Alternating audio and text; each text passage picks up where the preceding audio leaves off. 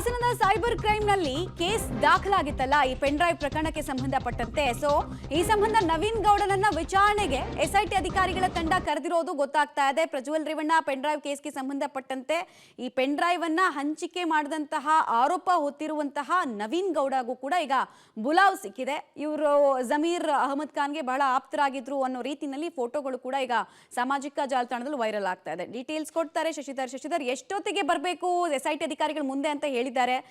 ಏನೇನು ಮಾಹಿತಿ ಲಭ್ಯ ಆಗ್ತಾ ಇದೆ, ಇವ್ರ ಮೇಲಿರುವಂತಹ ಗುರುತರ ಆರೋಪಗಳು ಏನೇನು, ಇವ್ರ ಪಾತ್ರ ಏನು ಅಂತ ಇಡೀ ಪೆನ್ ಡ್ರೈವ್ ಸ್ಕ್ಯಾಂಡಲ್ ನಲ್ಲಿ?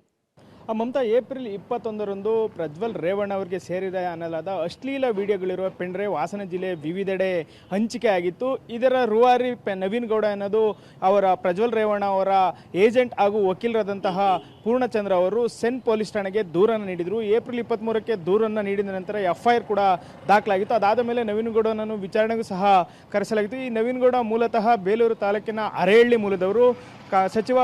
ಕಾಂಗ್ರೆಸ್ನ ಸಚಿವರಾದಂತಹ ಜಮೀರ್ ಅವರಿಗೆ ಆಪ್ತರಾಗಿರುತ್ತರೂ ಕೂಡ ಈ ಪೆನ್ ಡ್ರೈವ್ ಹಂಚಿಕೆಯಲ್ಲಿ ಪ್ರಮುಖವಾಗಿ ಇವರ ಹೆಸರು ಕೇಳಬಂದ ಹಿನ್ನೆಲೆಯಲ್ಲಿ ಮೇ 4ರಂದು SIT ಅವರಿಗೆ ವಿಚಾರಣೆಗೆ ಹಾಜರುಪಡಿಸುವಂತೆ SIT ತಂಡದ ಮುಖ್ಯಸ್ಥರಾದ BK ಸಿಂಗ್ ಅವರೇ ಖುದ್ದು ದೂರವಾಣಿ ಕರೆಯನ್ನು ಮಾಡಿ ನವೀನ್ ಗೌಡಗೆ ಹೇಳಿರ್ತಕ್ಕಂಥದ್ದು. ಅಲ್ಲದೆ ನೋಟಿಸ್ ಕೂಡ ಅದನ್ನು ಜಾರಿ ಮಾಡಿರ್ತಕ್ಕಂಥದ್ದು.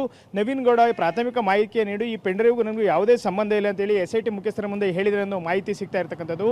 ಆದರೂ ಸಹ ಈಗ ನೋಟಿಸನ್ನು ನೀಡಿ ಮೇ 4ರಂದು ಬೆಳಗ್ಗೆ 10 ಗಂಟೆಗೆ ಬೆಂಗಳೂರಿನಲ್ಲಿರುವ CDI ಕಚೇರಿಗೆ ಆಗಮಿಸಿ ವಿಚಾರಣೆಯನ್ನು ಎದುರಿಸಬೇಕು ಅಂತ ಹೇಳಿ ಈಗ SIT ತಂಡದ ಮುಖ್ಯಸ್ಥ BK ಸಿಂಗ್ ಅವರು ಹೇಳಿರ್ತಕ್ಕಂಥದ್ದು. ಈಗ ನವೀನ್ ಗೌಡ ಸದ್ಯ ಅರೇಹಳ್ಳಿಯ ಅವರ ಏನು ಗ್ರಾಮ ಇದೆ ಅಲ್ಲಿ ಇಲ್ಲ ಎಂಬ ಮಾಹಿತಿ ಕೂಡ ಲಭ್ಯವಾಗಿದೆ. ಒಟ್ಟಿನಲ್ಲಿ ಮೇ 4ಕ್ಕೆ ಆತ ಪೆನ್ ಡ್ರೈವ್ ಹಂಚಿಕೆ ಪ್ರಕರಣಕ್ಕೆ ಸಂಬಂಧಪಟ್ಟಂತೆ SIT ತಂಡದ ಮುಂದೆ ಹಾಜರಾಗಿ ಏನೆಲ್ಲ ಮಾಹಿತಿಯನ್ನು ಹೇಳಬೇಕು ಅವರ ಮುಂದೆ ಅದನ್ನೆಲ್ಲನೂ ಸಹ ಹೇಳುವ ಮೂಲಕ ಆತ ಪೆನ್ ಡ್ರೈವ್ ಯಾರು ಅದರ ಹಿಂದೆ ಇದ್ದಾರೆ, ಆತನಿಗೂ ಪೆನ್ ಡ್ರೈವ್ ಹಂಚಿಕೆಗೂ ಏನು ಸಂಬಂಧ, ಇವೆಲ್ಲ ಮಾಹಿತಿಗಳನ್ನು SIT ತಂಡ ಮುಂದೆ ಹೇಳುವಂಥ ಒಂದು ಸಂದರ್ಭ ಈಗ ಎದುರಾಗಿರ್ತಕ್ಕಂಥದ್ದು. ಮಮತಾ, ರೈಟ್, ಧನ್ಯವಾದ ಶಶಿಧರ್ ತಮ್ಮ ಮಾಹಿತಿಗಾಗಿ.